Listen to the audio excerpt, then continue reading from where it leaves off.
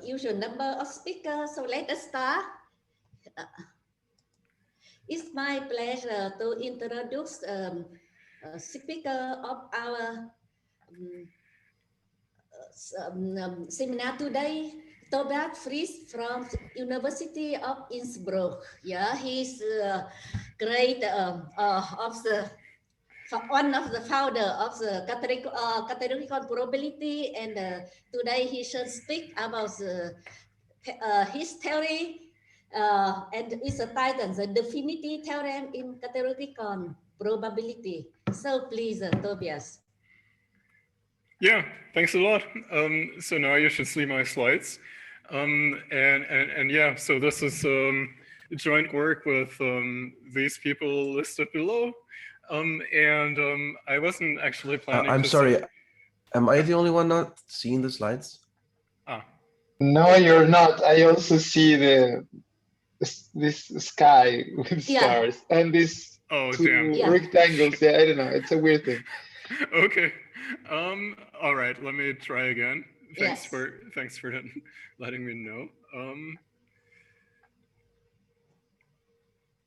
Yeah, this is kind of dual monitor setup. How about now? Okay, that's great. Oh, that's good. Yeah, good. Yeah, thanks. All right, so yeah, now you can see the list of people here, and Paolo is also here. Well, we heard him already. And yeah, I actually wasn't planning to say all that much about the history of categorical probability, which is actually goes back quite some time to Lavier and others. But mainly kind of showcase our most recent result, which is a version of the Finetti theorem and a little bit of the proof, in order to give some flavor of what categorical probability is and how it works in this most recent approach. And so just to get this out of the way, let me just kind of list a few references and just maybe to say kind of, again, maybe list some names. So the first half, roughly, of what I'm going to say is from the first two papers here. So Joe and Jakob's computer scientists who were studying probability theory in categorical terms, mainly with, I suppose, probabilistic programming languages and probabilistic programming semantics in mind, so with computer science applications ultimately. But my own perspective is more like purely mathematical. So I won't say anything about those aspects more broadly. But this is one particular approach here. These references, or at least the first four, are about. But there's other kind of approaches to categorical probability too. And so for that, I'd like to refer to the workshop that we held last year, and for all the videos are online. And so there's also more stuff there that is potentially interesting. So the rest of the talk is going to be in some way a pedagogical experiment, in that I'm going to try and explain a theorem about probabilities of probability theory without actually talking about probabilities, without talking about numerical probabilities. Because I'm only going to talk about a categorical approach and just introduce a little bit of what probability theory is purely in that language. And so this is something that I haven't done before. And so just as any experiment, it can also go wrong. So yeah, I hope it. So please feel free to interrupt in any time and ask me to clarify things. I'd rather, let's say, not get through all the material and just make sure it's intelligible, as opposed to just rushing through and without much coming across. So for what probability, categorical probability is roughly something like the following: that traditional probability theory, based on Kolmogorov's axioms and based on probability measures and probability spaces, kind of says what probabilities are by defining probability measures and all that. They're numerical and satisfy certain, well, yeah, Kolmogorov's axioms. And categorical probability theory in this approach, this is somehow, yeah, I guess it would be called synthetic. It doesn't say what probabilities are. It only says how probabilities behave in some sense. And we'll get to that. We'll see how that works in more detail. And so then the axioms are not about what probabilities are, but about how probabilities behave. And in some sense, one can think of that as traditional probability theory somehow being analogous to studying concrete number systems like the real numbers and study their properties. And this categorical probability theory is more like studying general properties of systems of numbers in terms of abstract algebra. So then doing field theory, for example, this sort of thing.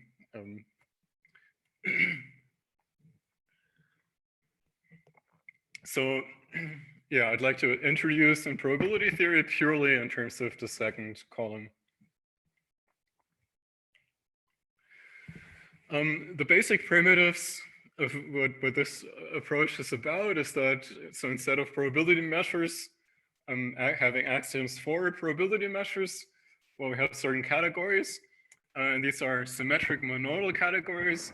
So the primitives are morphisms in symmetric monodal categories.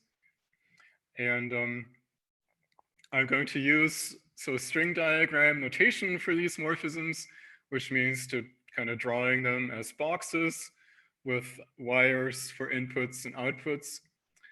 And intuitively, but again, it's a primitive concept, so it doesn't have any further definition, but we're supposed to think of a morphism like this as a probabilistic function that it takes some input from some kind of set or space X and produces output in a space Y, but that output is random.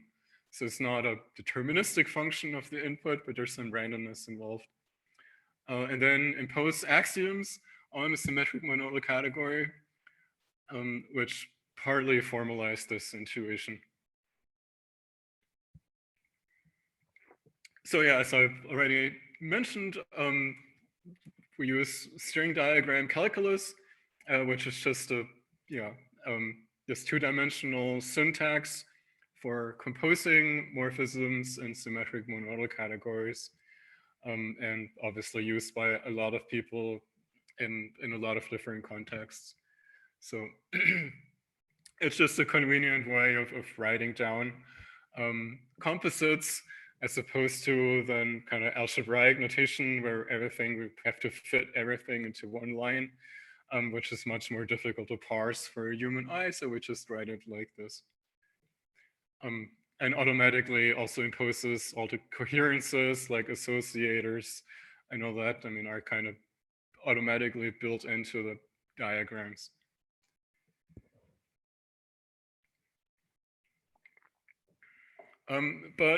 So to actually be able to do something like probability theory in this setup, turns out that this structure is not quite enough.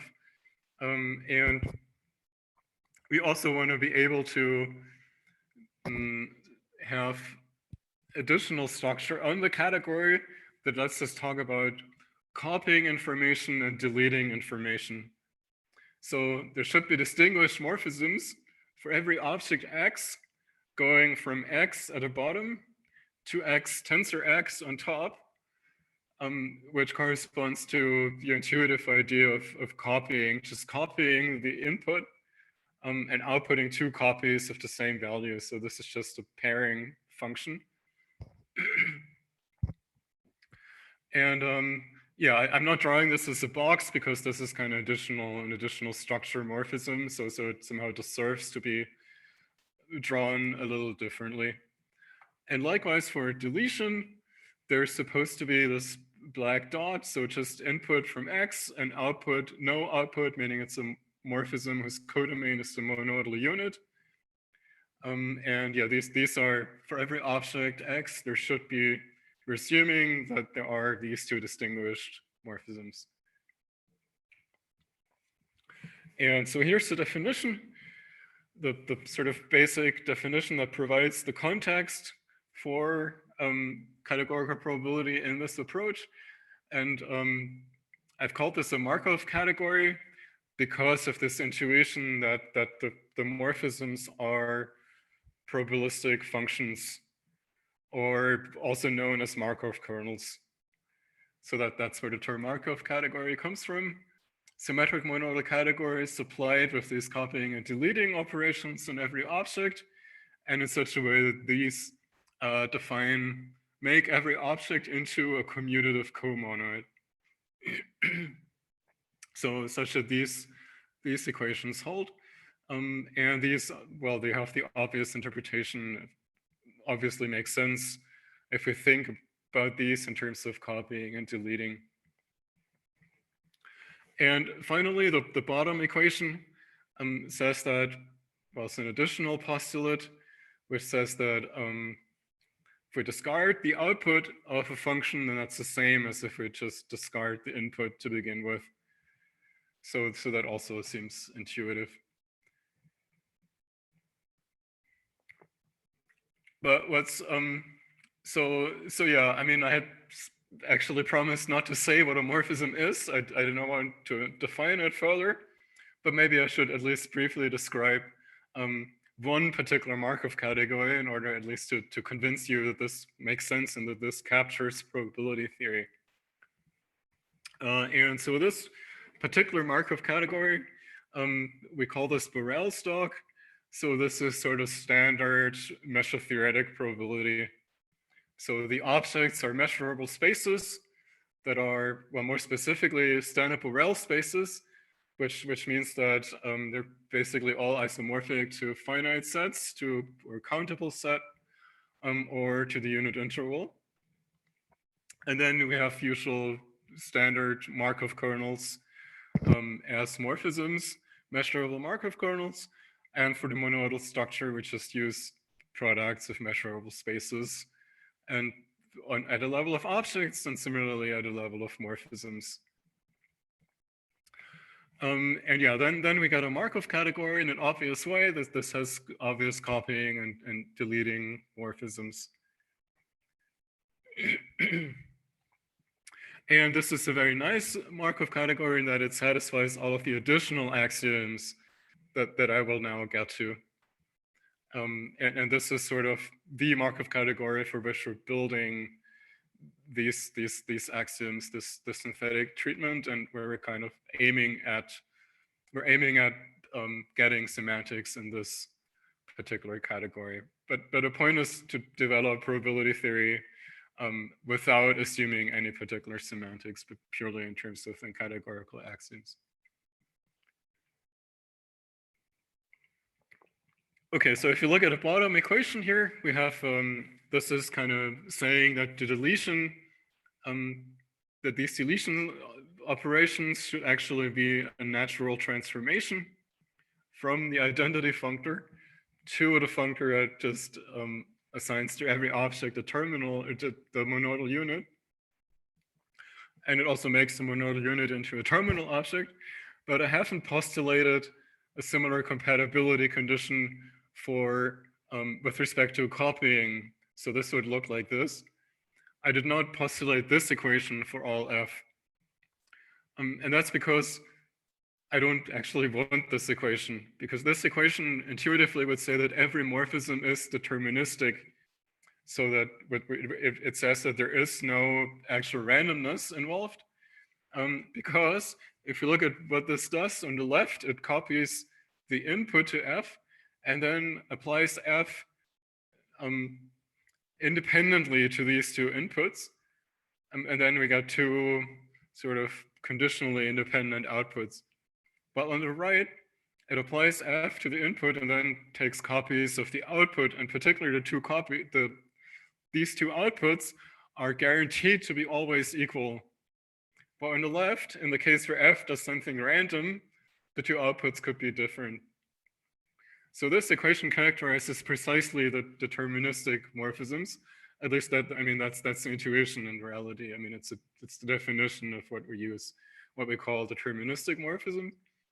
And it also explains why I don't want to have this as part of the axioms for all f, but the f that satisfy this then form a monoidal subcategory, and one can then show that, and this is also a sort of very classical observation, that these deterministic morphisms then actually form a Cartesian monoidal subcategory, meaning that the tensor product structure is given by, is actually the categorical product on that subcategory. Any questions so far on this kind of general basic setup? So that is a deterministic. I'm sorry, you're very difficult to understand at the moment. Yes, There's... sorry, maybe I use the right headphone now. You can hear me, right? Yeah, so that's you want to say that's an example. Sorry, I think there is some. I think there is a connection problem. I can't. Your voice is very distorted. Sorry, I can't understand. Yeah, so you should make the example later, right? Okay, now it's a little better. Can you repeat? Yes, I can hear you. Can you hear me? Yes, now it's a little better. Oh, yes. So I say that's a give example. Music morphism is the category of Markov, right? And that is generated by mapping, right? I still haven't understood much of it. You're asking for more concrete example? Okay. So I see. Also, I say that I should. Okay, I should check my audio. Like. Maybe you can type the question in the chat, and I'll take a look later. Yeah. So. So that is the example.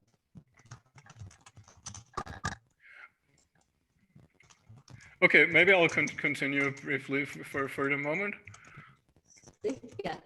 Yeah.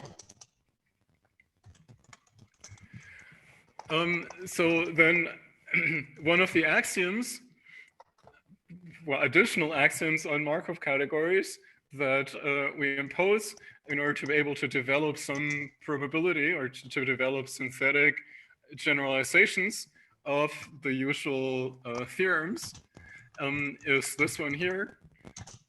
That's the existence of conditionals. So, example of deterministic morphism equal measurable mapping. Yes, exactly. Yeah. So in particular, in the case of F, you look in particular at Borel stock as a concrete Markov category, then the deterministic morphisms are precisely the measurable maps. While if we do this more generally with all measurable spaces as objects in Markov kernels as morphisms, then that's no longer true. Then the deterministic morphisms are those Markov kernels that just have probabilities that are all 0 or 1. And while that's a different category than measurable, there are, I mean, often more 0-1 valued probability measures than there are deltas.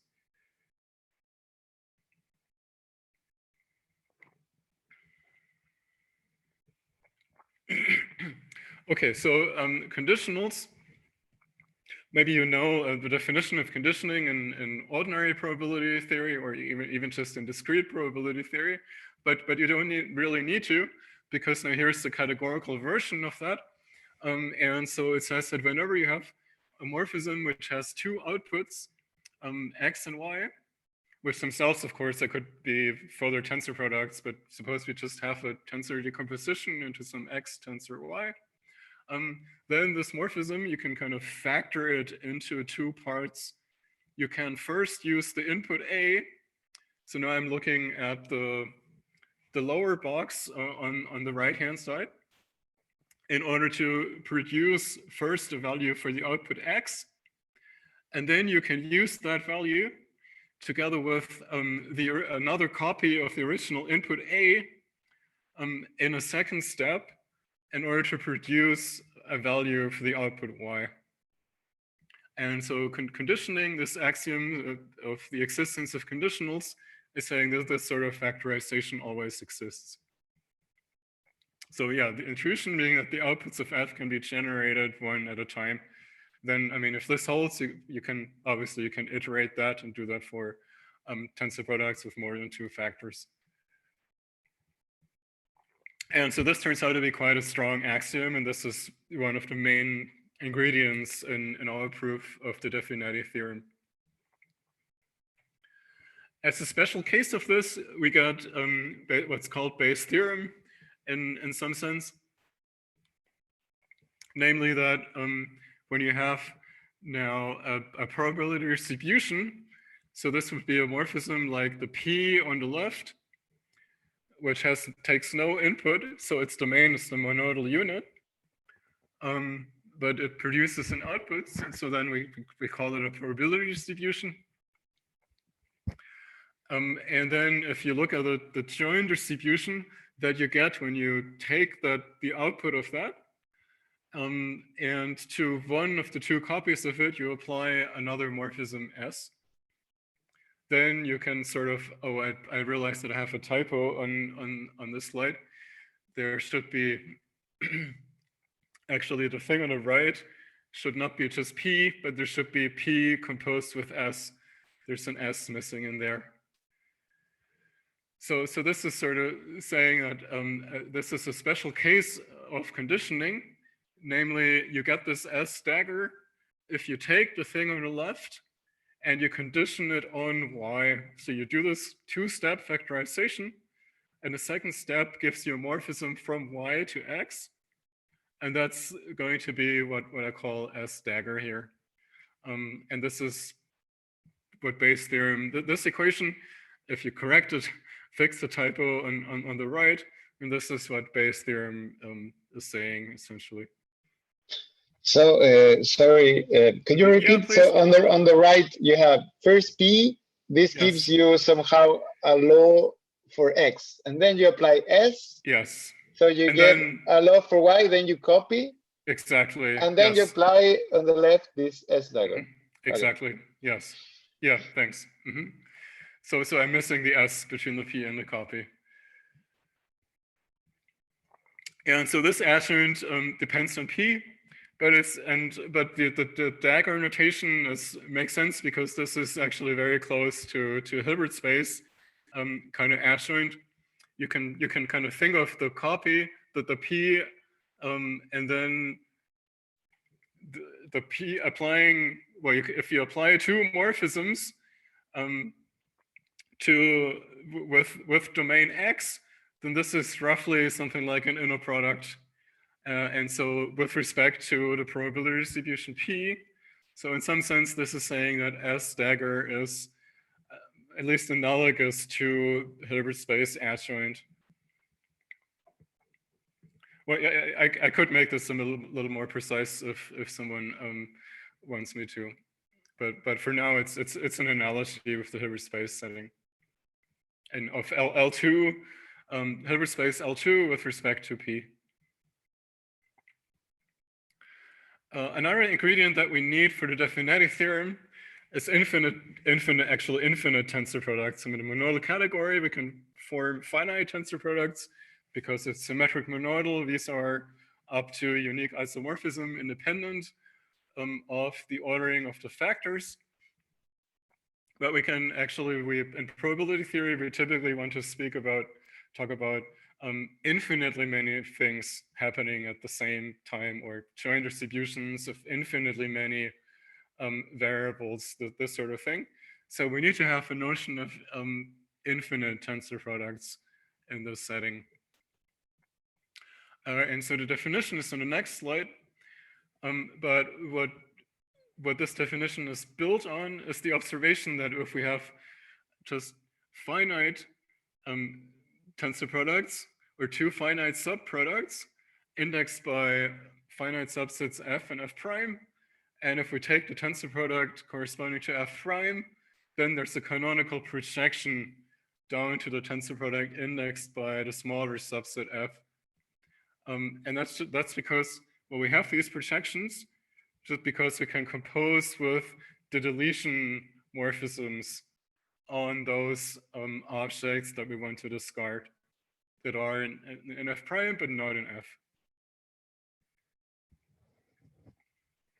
And so like this, if we do this for all F, and we put all these projection morphisms in there, we get a big diagram indexed by all the finite subsets.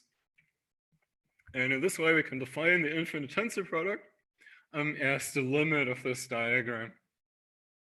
And we call this, we call the infinite tensor product if this limit exists, and if it's preserved, additional technical condition that we also wanted to be preserved by every tensor product functor.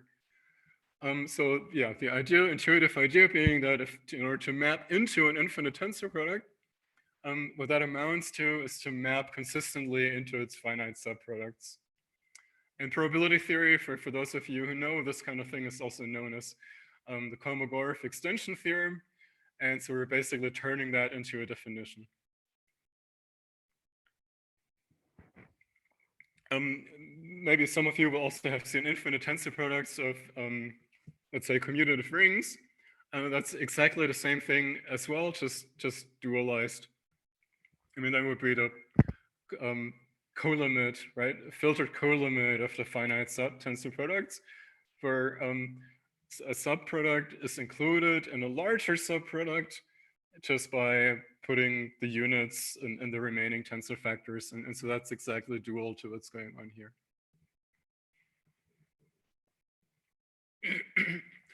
More specifically, we say that such an infinite tensor product is a Kolmogorov product. Well, this is so far just about the symmetric monoidal structure, but we also want this to interact nicely with the Markov category structure, which has in addition the copying and deleting morphisms. So we call it a Kolmogorov product if the limit projections, the product projections from the infinite product down to the finite ones, if this is deterministic. And so this also fixes the copying and deleting operations on the infinite product. And I see that, yeah, this should be x to the I, not x sub I in the remark. And so this is the second axiom, that additional axiom that we need for the Finetti theorem. The first one was the existence of conditionals. And here we assume in addition that our category has countable Kolmogorov products. In fact, that we need that not just for the proof, but already in order to be able to state the theorem, because it's about infinite things, strand distributions of infinitely many variables. Okay, one more ingredient that I need, and I realize that there's a lot of definitions here now, so mainly I'm just trying to get a flavor, trying to give a flavor of how this all works. Is almost sure equality. So you may be aware that in probability theory, there's a lot of talk about almost surely and this sort of thing, which just means that, well, something is, for example, two functions or two random variables do not need to be equal point-wise everywhere, but it's usually enough if that equality holds on a subset of probability 1.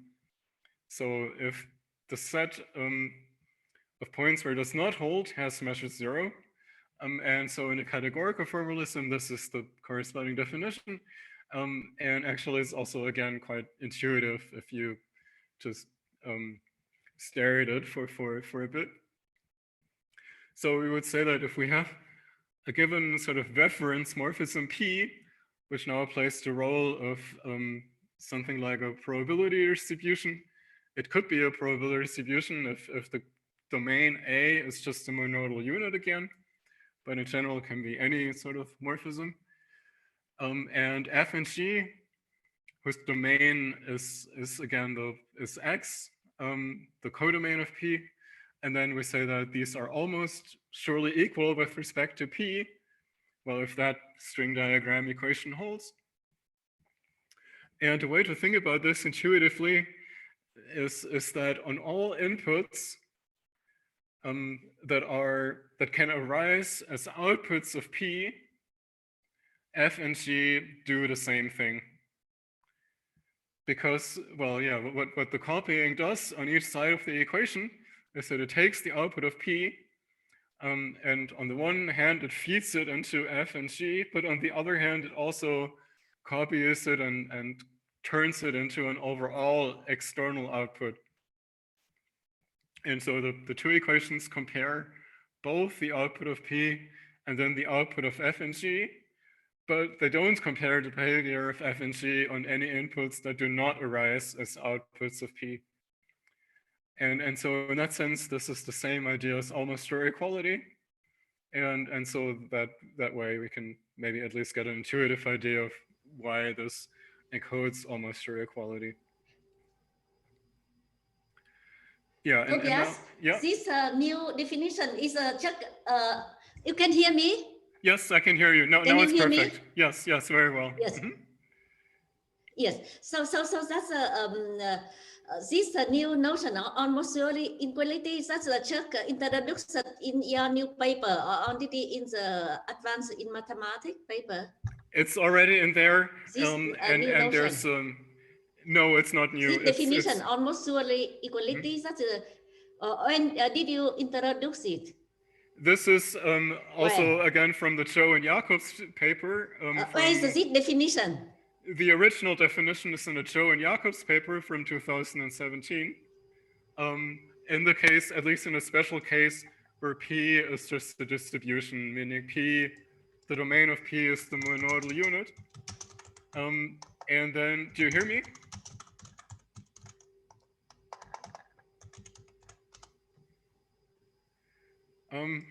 Okay. So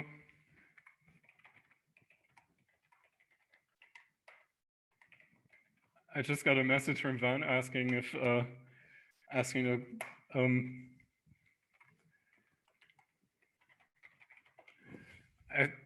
I'm not sure, she may not be hearing me at the moment. Because that sounded very, how to say, exciting for me. So I really don't know that I missed it as in some do you hear me? Paper before, or that is a check muting.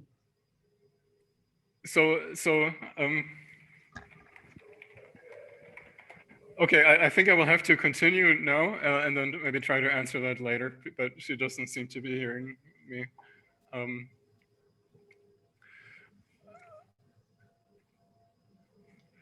All right, so yeah, this is almost sure equality. And the final and third axiom that we need for the Finetti theorem is representability. And so this is sort of saying that every morphism to some object X can be represented by a deterministic morphism. Okay, she said, can anyone hear me? Tobias, your audio is fine. Yeah, okay, it's good. fine. Yeah, it's fine. Thanks. Okay, just to make sure. Yeah. Okay, so intuitively we were saying, I was saying that we think of morphisms as functions that do something random. And so, well, a function that does something random, we can, again, we should be able to conceive of as an actual function, an honest function, into something like a space of probability distributions. And this is, again, we axiomatize this idea in terms of this concept of representability. So we say the Markov category is representable if for every object X, there's another object Px, which now plays the role of the object or the space of probability distributions, together with a natural bisection like this, so that arbitrary morphisms into X are sort of classified by deterministic morphisms into Px. And so this actually turns out that this makes the Markov category into a Kleist category of a monad. But I don't want to get into this too much unless someone is specifically interested. And we say that, again, no, this is a very technical condition here. We say that the category is almost surely So AS stands for almost surely compatibly representable if this bijection represents also almost sure equality with respect to P for any P. A nice thing that we get from this representability is if we start with the identity morphism on the left, so the identity morphism is always deterministic, and then applying the bijection turns that into a morphism Px to x. So this is sort of a co-unit of the induced co-monad, if you want. And so this morphism, we call it sampling, or it's just samp as mathematical notation. What this does intuitively is that it takes a distribution and it returns a random sample from that distribution. So this implements sampling. Sorry, can you specify this a bit better? Like, in the case of, for example, measurable spaces or the Borel measurables. So what happens with this sample morphism in that case? Or I don't know. Well, I don't know if that one is representable, but yes, it is. Yeah. So what would be this sample Pxx? I mean, even if x is finite, so what's happening? Right. Yes. So in that case, I mean, as a Markov kernel, it's going to be it's kind of trivial in a way because the in a classic category, this is the morphism that is represented by the identity on Px. Because if in many Markov categories, in particular Borel stock, are Kleisli categories, so in purely categorical terms, a Kleisli morphism then is a morphism, and P is actually the monad itself, of which it is the Kleisli category. So SAMP then would be represented by a morphism Px to Px, and well, that's exactly the identity. So this is one way to put it, but to put it in more probabilistic terms, I would say that on an input, if the input is some probability distribution little p, then the output is well, then you get on an event A that is a subset of P, you get that event with probability P of A. So again, it sort of does the trivial thing that one would imagine, but yeah. So I'm not sure if this kind of answers the question. I can not exactly. I mean, let's say. I mean, it's just I would.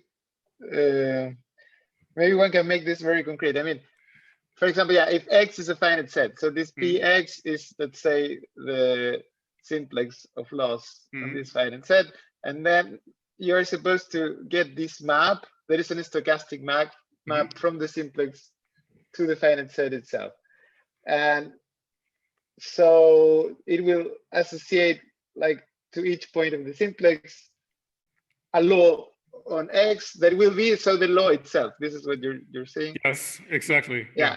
But I don't know. But it's weird to call this sampling anyway. It's not like you are going to get a particular point of X. So maybe the name is a bit. Yes, I understand. But maybe that will make more sense when I get to the statement of the Finetti theorem. Okay. But yes, I completely share that that feeling. Actually, it's more like a tautological law or something like this. Like absolutely, yeah. So, but maybe I can write it down a little more concrete. In general, so it would go from a general then stochastic map or Markov kernel is actually, as an actual map, it takes an input and takes a measurable subset on the codomain, and sigma algebra of the codomain, and produces the corresponding probability. So in the case of SAMP, A would be a measurable subset of X, and then the probability to get an element of Y given the probability measure P as input for SAMP, well, that's just P of A. So yeah, tautological thing. But hopefully it'll make a little more sense in the following to call it sampling. Okay, thanks. Oh, Paolo says in the chat, maybe another way to see it is SAMP takes the probability measure P and returns a random element of X distributed according to P. The name SAMP is used in probabilistic programming. So yeah, I guess in general, but this, I mean, I don't know. I guess this depends a lot on how you interpret like everything, like the semantics exactly. of Yeah, whatever. yeah. But yeah, of course, as I'm thinking about this, it's more like it returns the law, the probability P, the law itself, not more than returning an element, because I don't see it's much. It's like we are working really without elements, not in this categorical approach. So this is the thing. I don't see much that we are getting elements in any case. We're always getting just laws on sets. No, this is. So I guess that to talk about elements, one should introduce particular interpretation of all this. Yes, right. I suppose, yes, right. This is motivated by that other interpretation where we think of homomorphism as returning a random element. Maybe we can talk about it again when I state the Finetti theorem, and that's actually now coming up very soon. So to motivate that, the statement of the theorem, let's consider a sort of bet.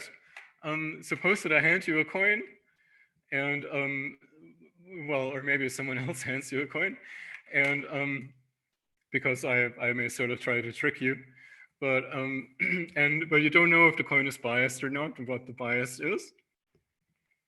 And so then, but suppose someone offers you a bet on, well, throwing the coin, or I then offer you a bet and I don't know what the bias is either. Then how much would you bet on the outcome being, when we flip the coin 3 times, on the outcome being, let's say, heads, tails, tails? I'm sorry to interrupt. Do you mean to have your slides on again? Because we are still seeing the whiteboard. Yes, right, of course. Thanks.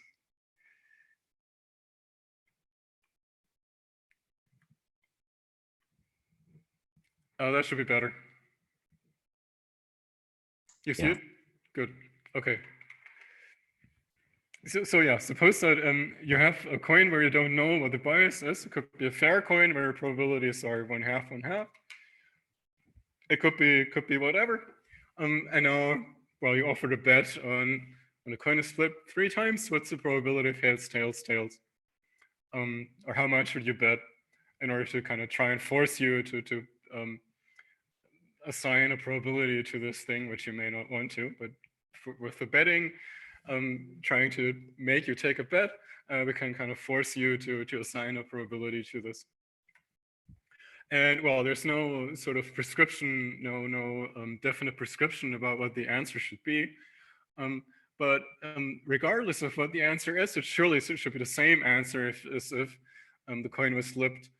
As if you were to bet on the outcome tails, tails, heads, because the outcomes are the same. It's just about,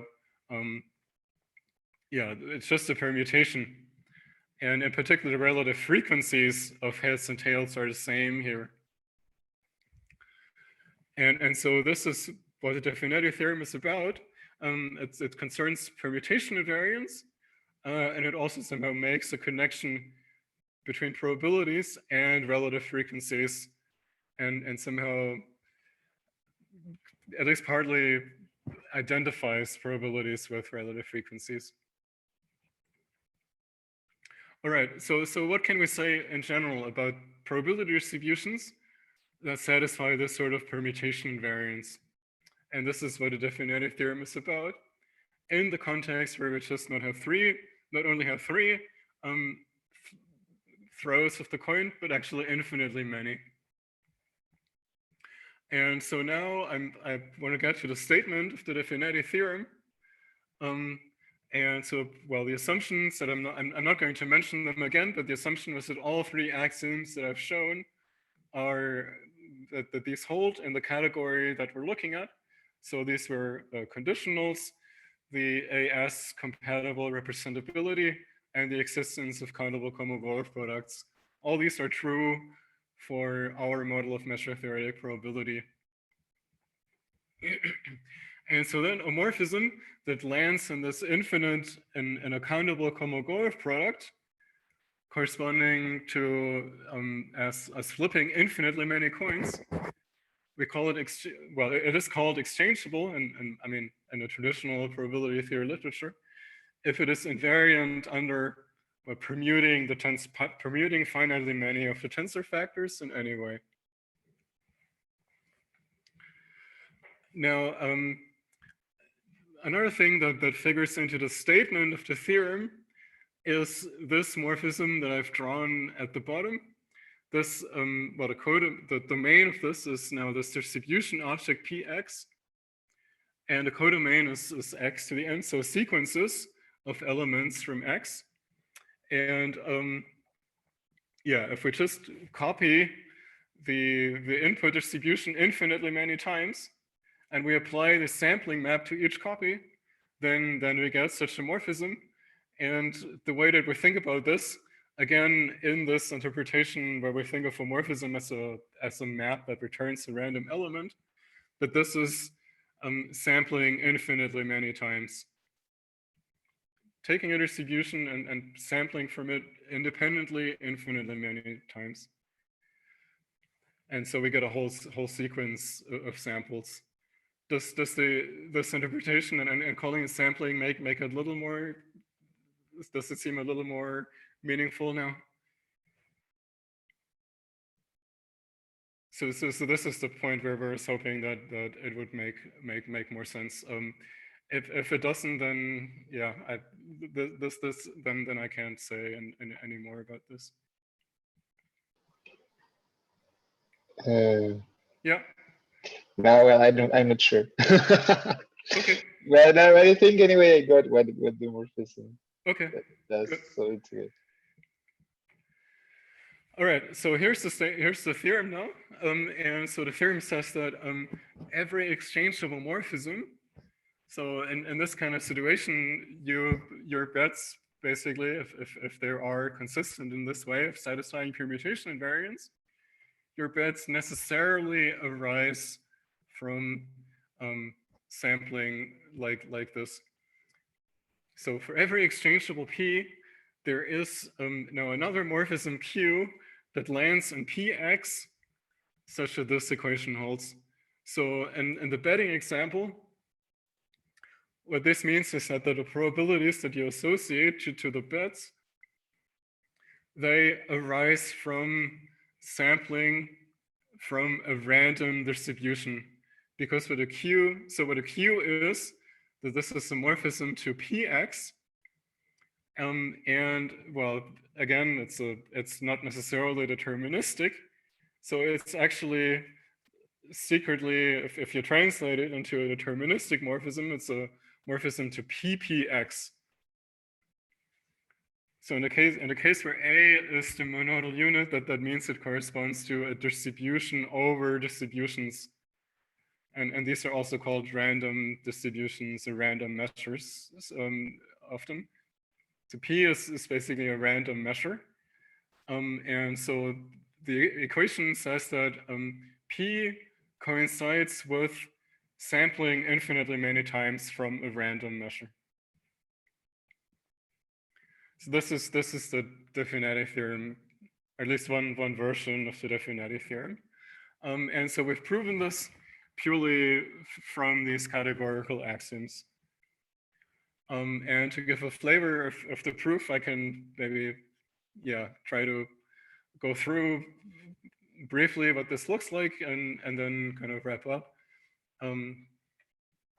So yeah, this is, I guess there isn't much of a point right now in this kind of overview talk to go into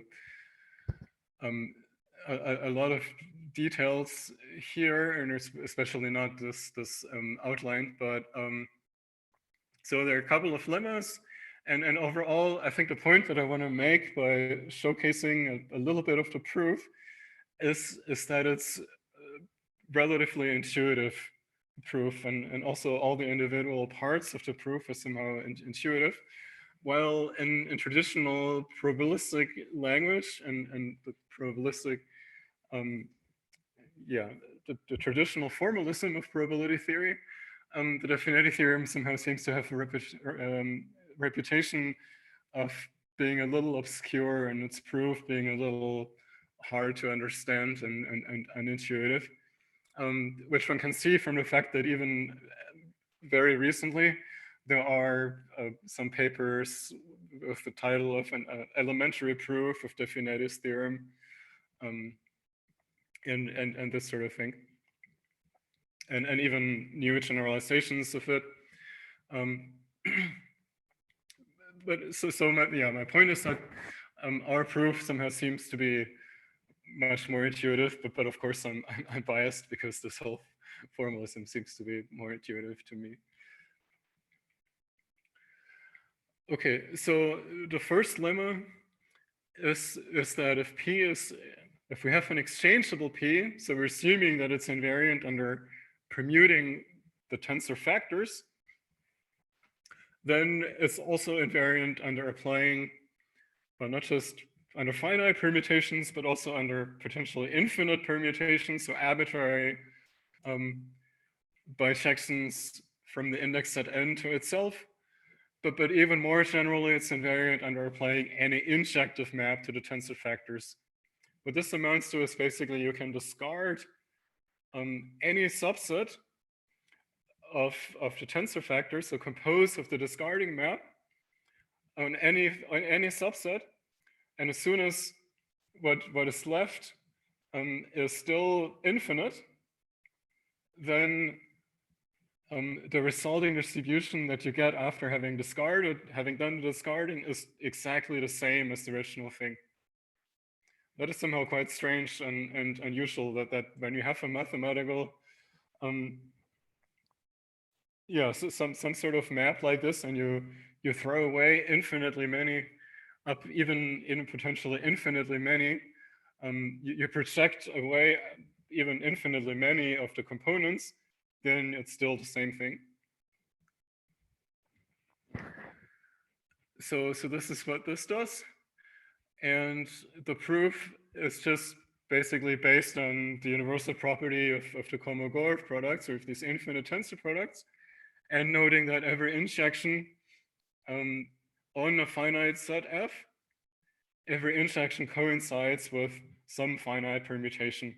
So just on F, if you just look at finite subsets, you can tell that it's actually not search active.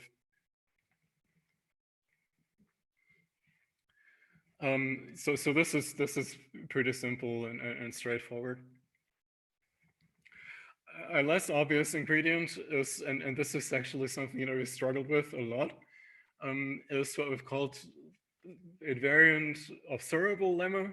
And this is really a statement about measure-preserving dynamical systems. So this statement makes the first connection to ergodic theory also. And we kind of hope and think that this would have more applications there as well. And in terms of developing ergodic theory also in categorical terms. So here we have P, which is a probability distribution on X. And we have some endomorphism of X, and assume that it's invariant, that it leaves P invariant. So roughly one can say that S and P kind of define a measure-preserving dynamical system. So S makes X into a dynamical system, and while the probability distribution P is assumed to be invariant. And then suppose we somehow observe the dynamical system. This should be F, should go from X to Y. So here I got domain and codomain. Yeah, I got these typo here in the domain and codomain of F. So we observe that using a deterministic map into some other space, some other object Y. And then the condition is that, the statement is that if F is invariant with respect to sort of running the system backwards, using the Bayesian inversion of S, then it's also invariant under running the system forwards in time. So this is somehow a crucial ingredient. And the proof sketch is just now, yes, it's kind of string diagram manipulation. It's not actually this short because we use, again, another lemma from an earlier paper in order to derive the conclusion from these two equations. Wait a second here. F goes from X to Y. So what's going on, for example, in the leftmost diagram in your proof? Because you're applying F to Y, no? No, applying F to X. So S. Yeah, but when you do wait. But when you do S and then F, what does this mean? Doing S and then F. So F goes from X to Y and S goes from X to itself. Sorry. Yeah. I mean, you mean the Bayesian inversion, but it's an endomorphism. I was thinking. Exactly. Yes. Yeah. Right. So the endomorphism, the Bayesian inversion S dagger just roughly corresponds to running as the system backwards in time. Okay. Or at least sort of making the Bayesian inference of what you think the previous state was. Oh yeah, sure. Yeah. You can imagine it as a Markov so it's also or something. Right. Exactly. Yeah. So it's also an endomorphism. So the proof sketch, as I said, this is not a complete proof, but then I can at least sketch how it works. We have start from the expression on the left, and then we apply the Bayesian inversion. Now here I don't have the typo that I had earlier. Here there is actually the S also after the P. And so we can transport the F dagger to the right, S dagger to the right like this, but now just plug in the assumption to get rid of the S dagger on the right. And also P is S invariant. So we can also just cancel the S at the bottom. And then we get that. And I wanted to show this because the other lemma that we're using is kind of saying that whenever you have a situation like this, then you can conclude that Fs and F are almost surely equal. And one way to think about this is that this is somehow analogous to the Cauchy-Schwarz inequality in the Hilbert space context, because as I sort of indicated earlier, these sorts of expressions are analogous to Hilbert space inner products. And so now what we have on the left is somehow that the inner product of Fs with F is the same as all the way on the right, the inner product of F with itself. And because in some sense S has norm at most 1, the Cauchy-Schwarz inequality then will give us that this means that Fs and F are actually equal. So that's how the other lemma that we're using, kind of what this does for us. Okay, and so these are kind of lemmas that don't have much to do with the statement itself yet. And now to finish up, I'll get to the core ingredient and how conditionals come into the game. And so this is the existence of conditionals are going to let us factor. So now, okay, sorry, I'm kind of not explaining this well at the moment. We're now just doing the proof in a special case where P is a distribution, which means that the domain object A is again just a monodal unit, and so P does not have any input. And so in that case, we look at now these double wires denote the infinite tensor product. So really the double wires now is a shorthand notation for infinitely many wires. And we just now sort of split this infinitely many wires into the first one and all the remaining ones. And then using the existence of conditionals, we can factor this thing into a two-step process, where one is the first step being just generate the distribution of the tail of this thing that starts with the second tensor factor. and then apply the conditional, this p given tail, to those values in order to generate the distribution for the first factor. And the existence of conditionals guarantees that there is such a thing. And so this is just the first equation. So that's basically the definition of this p given tail. And the second equation is an instance of the spreadability lemma, because, well, p is invariant under discarding the first tensor factor. That's an instance of that. Okay, and so now the next lemma is saying that this conditional is actually, so a priori it depends on all inputs, which correspond to the original tensor factor starting with the second one, the third one, and so on. But what this lemma says that it's actually invariant under even discarding that second tensor factor and only looking at the third ones and higher. And when you iterate that corresponds to saying that, well, this map actually is independent of any finite segment of its input. And that's also a kind of weird thing that is very specific to this sort of probability situation. It's a lot like things like the law of large numbers, or just, let's say, taking the limit of a sequence that's independent of any finite segment of it, right? So in this sense, this tail conditional, we can prove that it necessarily behaves the same way. It's independent of any finite prefix. Tobias, 5 minutes more, okay? Okay, yeah. And so this independence is an application of the earlier lemmas, and in particular of that kind of ergodic theory invariant observable lemma. Okay, and now, yeah, I'm almost done now, but so I can briefly show sort of the main step of the proof, the main steps, which are another statement which is sometimes called the Finetti theorem, namely saying that the individual outputs are conditionally independent. And so this is this equation here. And once we have this, the main statement of the version that I've presented as the statement of the theorem actually follows relatively straightforwardly from this one. Yeah, and I can just kind of maybe briefly show how this works. And so this is an induction argument. Because of the universal property of the infinite tensor product, I only need to show that on finite subproducts, the two sides of the equation coincide.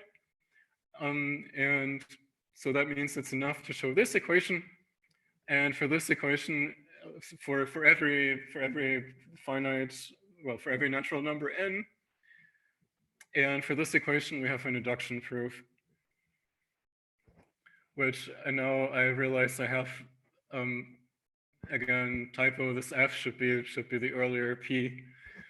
Yeah, fix those typos in the slides. I know this is just basically an application of the earlier lemmas that we have, these individual steps. But yeah, so this is kind of, I feel like one can see what happens very concretely in the proofs. And it's somehow quite visual, and that's why I'm thinking that a proof is more intuitive overall, and the individual components of the proof are hopefully also nicely reusable. Okay, so to summarize, maybe the main point, the takeaway here that I'm trying to make is that these Markov categories are an emerging framework for doing probability theory in an abstract sense, roughly analogous to how abstract algebra, we can talk about, do a theory of number systems in abstract terms without talking about numbers.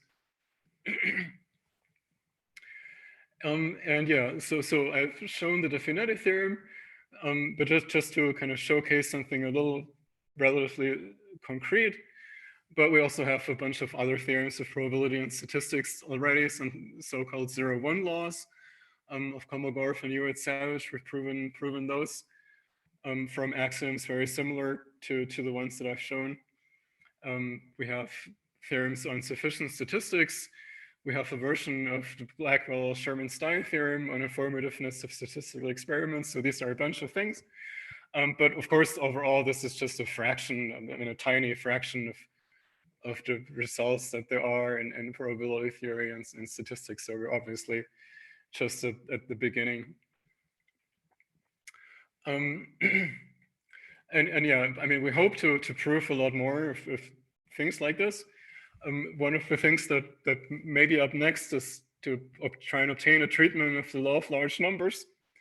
But it's not clear if we can actually prove this, if we can expect to be able to prove that. I mean, as with, yeah, in some cases, I mean, categorical stuff like this, or in kind of doing things more abstractly, you just sometimes have to turn theorems into definitions. It doesn't work any other way. So with the law of large numbers, we may just have to turn it into a definition. I'm not quite sure yet. But in any case, the law of large numbers also seems to have further connections with ergodic theory. So this seems to be a really also promising direction to explore. And there's other people, in particular, actually, Terence Tao, who's been developing generalizations of ergodic theory and in a context of non-separable spaces, with also a categorical slant. And so I sort of hope that this has a lot of potential. And yeah, but in parallel to doing all these abstract things, we aim at also a better understanding of the semantics and, let's say, the breadth and the landscape of the semantics. But yeah, this I mean, I haven't really touched upon in this talk, besides for a little bit of Borel's talk. The big question there is somehow, how common are Markov categories with conditionals? Because, yeah, it has played a central role in the proof of the Finetti theorem. And somehow, so in this way, it seems to get us pretty close to actual measure theoretic probability, but it's kind of hard to make this statement more precise. And so, yeah, it would be nice to have more precise statements here about how close it actually gets us. Okay, so yeah, I'm done. I hope it wasn't too unusual for the context of the seminar series. And yeah, thanks for listening. Thank you very much, Tobias, for your exciting talk.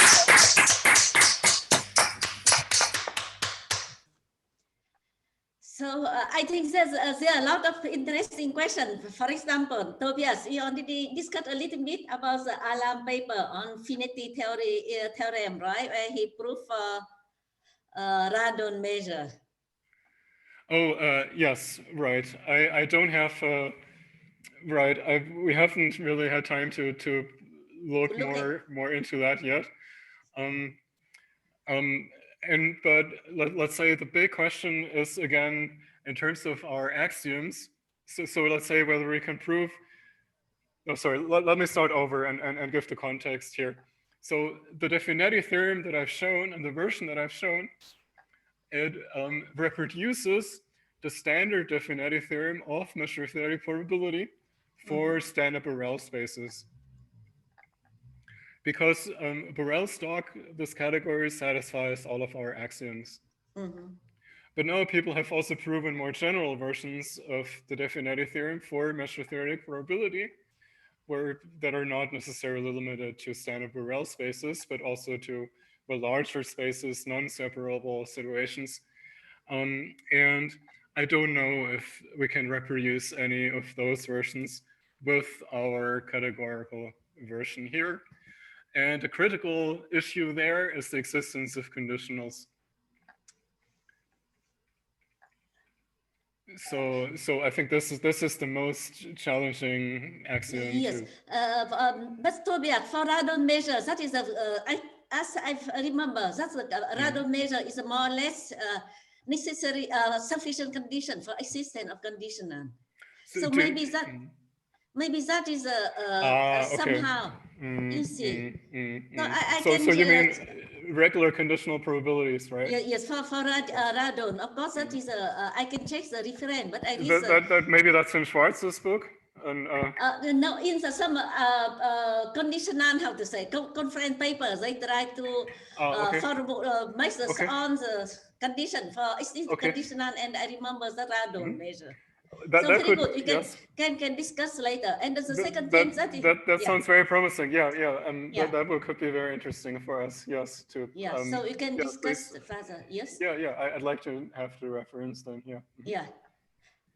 And the second thing that's of course very interesting for physics and everything, because now we are working on some modern, and then we have the kind of how to convergence of stochastic mapping process to deterministic, and that's like a classical limit from quantum to classical physics, right? And then somehow can you formalize some kind of the convergence in a sense from the stochastic process to deterministic process under certain conditions? That would be. That sounds like a very difficult question so far. Still... Okay, no, but this is already somehow the case with the law of large numbers. Yes. But I would say, because you said, okay, you can turn the law of large numbers into a definition. And of course, one could define the mean, for example, to be whatever is the limit of the partial sums. So this would be a definition of the mean, but it could be still a non-trivial thing that has to be proved, that if you take these normalized sums, they converge to a deterministic map, no? I mean, you could still turn it into a definition, but then it would be unsatisfactory. I mean, I think that this is really the non-trivial thing that one has to prove when one proves the law of large numbers. But then you also... Actually, no. So the law that you get something deterministic, so that is just follows actually from the 0-1 law of Hewitt-Savage, and that is something that we have proven in categorical terms. The difficulty is with identifying what the limit is. Yeah. Okay, identifying that it's not something like. So getting something deterministic, that's the easy part that we know how to do. Okay, so but then you don't know that it's so like a constant thing. That would be the mean.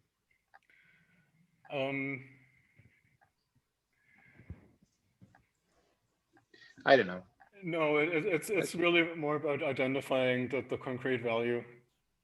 Okay, the concrete value, but I mean, it doesn't need to be constant. I mean, there are versions of the law of large numbers, and in particular, we can formulate things like the Birkhoff-Kinchen theorem, or ergodic theorem, where you don't get a constant, but you get something like conditional expectation. Given the tail. So one of the main problems there is that there's it seems to be difficult to talk about the empirical distribution in categorical terms, because empirical distribution is defined as basically the limit of a sum of random variables, which is like a very quantitative thing. It's like deeply rooted in basically how real numbers work. And to make that categorical, I'm convinced it's possible, but it's for sure not as straightforward as, for example, saying that something is deterministic or that something exists. But because I have to say that's what's exciting. See, that's a condition for deterministic morphism. That's a commuting, it's a deleting, right, or copying information. Yes. So that is that thing. I'm really surprised. So maybe I can say as far as, let's say, having theorems that tell you that certain morphisms are deterministic is concerned, that we have in the form of 0-1 laws, because those say exactly, the conclusion of those is exactly that certain thing is deterministic. Yeah, because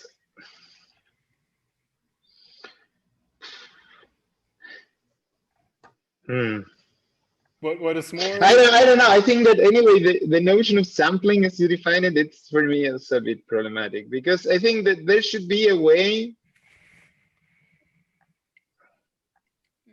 I mean, I think that it should be a way in the abstract setting also of talking about a particular value of the sample space. No, so if in the framework of a Markov category you have a morphism from the terminal to the set, you get a law.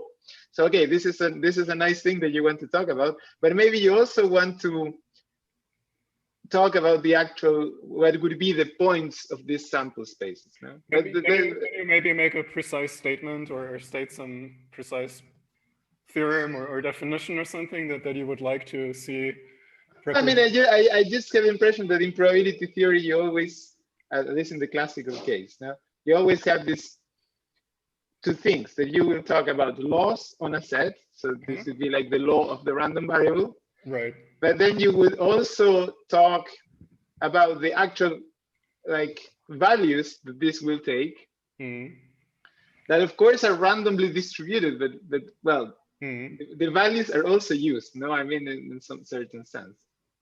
I don't know if they play a fundamental role, but it's certainly something that you can talk about when you have this. Yeah, but I would like you. I mean, I understand that you have this. Let's say a little different interpretation, and that makes sense to me. But in order to be able to answer the question in a satisfactory way, I would like to have a precise definition or theorem. I don't know. I don't know. In fact, I don't know. But it's because as you see, we can state and prove things like the Finetti theorem, and so there is no shortcoming that like that. I don't see any shortcoming of that kind. Okay. So in order to demonstrate it, I would like to. You need to challenge me to get with something precise that goes beyond intuition or interpretation. No. I mean, I'm just wondering how could you get the whole corpus of probability theory just from this axioms? I understand that you're very convinced about that, but I have to say no. And I'm trying to think if this is really the case, you know, or if it's rather, as you said at the beginning, okay, it's a way of talking about part of probability theory that, of course, and that I'm pretty much convinced. Sure, but then I don't know. So what is definitely difficult to get is very quantitative statements like the central limit theorem or this. Yeah, precisely. Because precisely, and this is what I want to say. I mean, on this limiting laws, you always have a notion of the order of magnitude of the deviations. So this is one thing that like makes. That's not about concrete values. That's still about comparing. Well, anyway, it's about real numbers, as Paolo was saying. I mean, it's something. No, okay, if something is about orders of magnitude, then the theory of weighted limits in the rich category theory can perfectly take care of that. Now, we don't have enriched Markov categories, or at least not yet. So that's not too far. I think that's perfectly within reach. Of course, maybe I'll be disproven in the next few months. Hopefully not. But I think that's not like a structurally problematic problem. I think the problem with, like, so to say, doing the whole of probability theory categorically is that it's even out of scope. It's not just impossible. It's because a lot of probability theory is about, for example, getting a bound on this one graph that has this particular structure and so on. And there, for these type of statements, or for example, seeing whether this one dynamical system is going to have limit cycles or not, and all these things, these are like hopeless for category theory. And that's not even what category theory wants to do and what we want to do in categorical probability. So all of this, which is like a very rich knowledge of all these things, we will not make these. No, I mean, that's right. I mean, of course, each time that you want to work with a particular model or even application of the thing, yeah, that's too concrete. But even for I mean, I would say in a way that the limit laws, I mean, the central limit theorem, like the law of large numbers, then the large deviation theory, are anyway kind of very structural things. And also, I mean, they hold with certain restrictions normally. I mean, it's true that they are kind of universal laws, but also it's known that they don't hold in certain cases. So I don't know. I mean, it would be interesting to have also, I mean, the language to talk about these limitations. But in the classical theory, I mean, they will talk about variances and all these things. But I don't know if you want to talk about this kind of quantities in your theory. So But instead of what seems to be more natural, real valued random variables are indeed something that we don't consider much. So something like the law of large numbers that is usually considered to be about real valued random variables, we would rather formulate that categorically, not just about that, but about being actually things like the Klevenko-Cantella theorem, conversions of empirical distributions, which are actually stronger statements. And then you can derive the law of large numbers from that. So when I talk about the law of large numbers, I was simplifying a little, and I had actually things like the Klevenko-Cantella theorem on the conversions of empirical distributions in mind. But other than that, I don't see any principal limitations of this sort of the kind that you're referring to. And as far as talking about conversions is concerned, that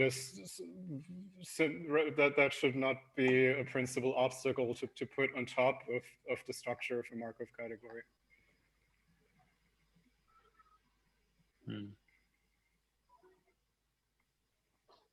Okay, if there are some more questions. I can briefly now comment on your earlier question on almost surely. Yes, please. So the original definition there is in the Cho and Jacobs paper from 2017, the preprint, at least for the case of distributions, so where the P has no input. And then the general definition that I showed is from my advances paper. I see, yeah. That's very nice, yeah. I mean that, yeah.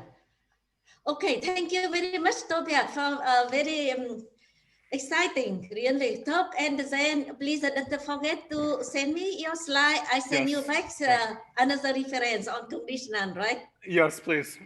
Yeah, then you can discuss further. Yeah. Right. So yeah, thank you very much. Yeah, and see you next week. Yeah, on some physical talk.